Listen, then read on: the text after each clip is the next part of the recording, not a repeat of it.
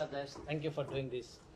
Given the significant human rights abuse highlighted in your reports, including arbitrary killings, torture, and political imprisonment, particularly with reference to the case of former Prime Minister and leader of the opposition, as you mentioned, this is a political ploy to remove her from the political process.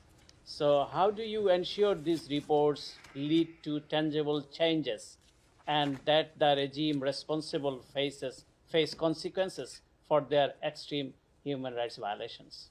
Well, And one more in the end. I think ensuring anything will happen can be challenging.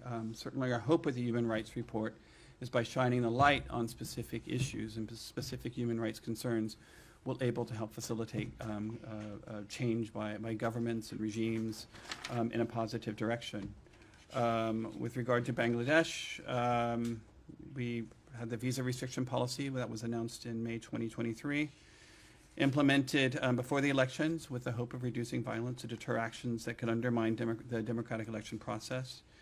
We have nothing new to announce at this time, but as our longstanding practice, we don't often preview actions with regard to policy or with regard to visas.